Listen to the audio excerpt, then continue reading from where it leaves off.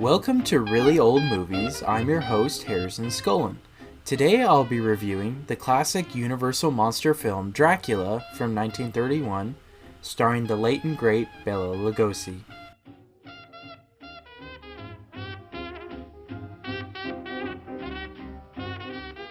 Alright, so now I'll get into my thoughts and feelings on Dracula from 1931.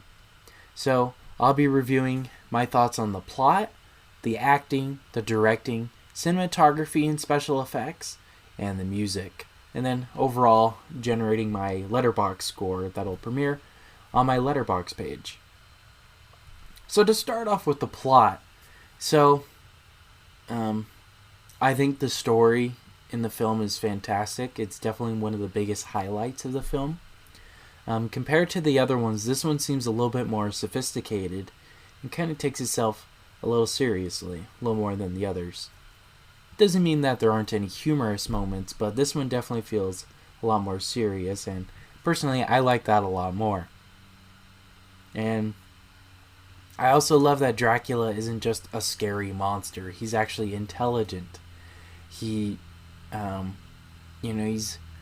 very approachable. He's got a manner of speaking that's intriguing because he's from a different country. So, all around, he's a very interesting character. I'd say similar to my thoughts on The Invisible Man by Claude Rains.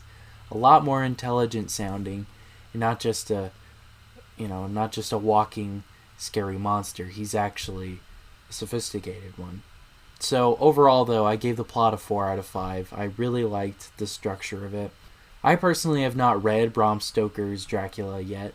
That's one of my eventual goals, is to read that book, and also Mary Shelley's Frankenstein.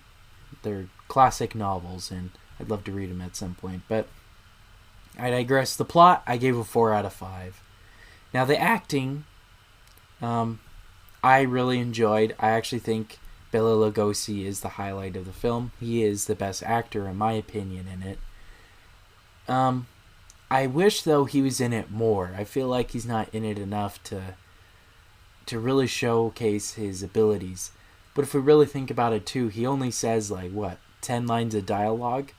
In reality, it's just the looks on his face and the expressions he gives. You could really tell he's a good stage actor and a great, I'd say he would have been a great silent film actor too. I believe that was his training, film-wise. And then after Dracula, though, I think the actor that really stands out the most is Dwight Frye, who plays Renfield. He's super creepy, he's super wild, and definitely he's definitely he shows how crazy an actor can really be. And him too, I think he took a lot of his acting chops from the silent era, because he's very expressive with his hands and his gestures and his face. He's definitely putting all in to make the character as crazy as possible. There's a scene of him crawling on the floor even, and it's really creepy. And I think it really adds, though, to this film. And so, yeah, I think he was the second best. Now, the other actors, however, I think they're okay. The guy who plays Van Helsing, he's fine. I do think he's a little old, a lot older than I thought he would have been. But again, I haven't read the novel, so maybe that was the case there. I just remember, though, too, in the Christopher Lee version from Hammer Films, they're about the same age. Well, actor-wise, not character-wise, of course. But yeah, I thought they were pretty average. Most of the supporting actors. I think the actor who played the love interest for what's her name, Mary or Lucy? I can't remember, but she's an actress. She's a character in the film that's about to turn into a vampire, but she's saved. I think her love interest, her fiance, I should say, he's a little over the top. I guess we should kind of expect that, but other than that, though, I think the acting was really well, and I gave it all a 4 out of 5. So now, directing-wise, Todd Browning, he does an amazing job here. From my understanding, he was a very eccentric and weird dude, so he's perfect for this kind of a role, for this type of position, I should say. And I think he picked a great cast. or at least directed a great cast. I'm not sure if he really picked him or not, but he did really cool camera work, and I'll get more into that in my cinematography and special effects, but he was really good at showcasing Bela Lugosi and showing, not just telling what's going on. I really liked that. So I gave it a 5 out of 5. I think so far this is the best Universal monster film, directing wise. Alright, now cinematography and special effects. Like I was saying, the camera zooms in the close-ups on Dracula to make him look and feel menacing or astounding. I really liked the use of that here, especially when they would have it looked like a light that would appear just over his eyes, and it made him look even scarier, like he was hypnotizing. I really liked that. I think that's a really excellent use of lighting in that scene in particular. And because if we really think about it, he's just standing there with his cloak, he's not actually doing anything. And another thing I really like too, and again, this may be due to the censors or the Hays Code, I'm not entirely sure, but they didn't show any of the kills. They actually cut away before we could see anything going on. And I think that was a really clever way of disguising and hiding the gruesomeness of the film. Because I'm sure they really couldn't show any of it, but it was really clever the way they did it. They would fade out and cut away, and I really liked that. Really excellent use of that. And there were some special effects of little bats flying around. They looked a little cheesy, but honestly, I thought they were really, really cool. Especially when Renfield gets out of his carriage, and then he sees a little bat that's flying over the carriage, and he's like, where'd my driver go? And then lastly, for special effects, the matte paintings used for the castle were really awesome. I really liked what they did with those. They looked really, really good. So overall, I gave the cinematography and the special effects a 5 out of 5. Now lastly, the music.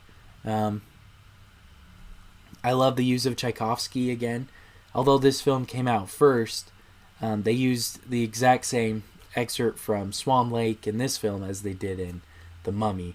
And so I think Universal just loved it so much being used in Dracula, they thought maybe they'll capture the same with The Mummy. And I think they did. I think it was a great use of that particular song. And I also like the use of Wagner's music. And in no means am I an opera expert, but I really liked the use of the song by Wagner when they were in the opera house. I think that was really fitting too. I think it was very appropriate, sophisticated, and eerie, which is exactly how I would describe this film. So overall on that, I gave it a 4.5 out of 5. Alright, so tallying that all up, that brings the Letterboxd score to 4.5 out of 5. Again, I really love this film. I think it is my favorite Universal monster movie. Ever since I've seen it, I've been saying that, for a couple years now, and I still stand by that. It may be one of the shorter ones, and at some point, I want to see the differences between this and the Spanish version. And for those who don't know, when sound was first created and first utilized in film, they didn't have voice dubbing like we do today for such as Spanish dub or French dub or whatever it may be. What they had to do was they had to film the movie shot for shot, but with Spanish-speaking actors and using the same set. So, from my understanding, the benefit of doing that for this film in particular was the English cast would make all the mistakes earlier on, and then the Spanish ones, they would look at the dailies and say, okay, well, this is what we'll do better, a little bit more, and do it a lot better. So at some point, I'd love to see it and compare it.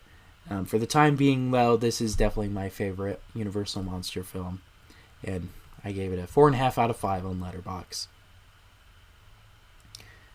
Alright, well, thank you guys so much to listening to today's episode about Dracula. And make sure to follow us on Instagram to get live updates on when episodes are coming out, and also some behind the scenes on the week's particular film. Also, make sure to follow us on Spotify and Apple Podcasts. That's where you can listen to us. And make sure to hit the bell to notify when the episodes drop. Also, make sure to follow us on Twitter and on any other social media page you could think of. We're there. Just not YouTube. But again, thank you all so much for listening to today's episode. And these episodes premiere Fridays at 8 p.m. Pacific Standard Time. And again, I want to thank you all so much for listening. And this has been Really Old Movies. I'm your host, Harrison Scullin. Take care.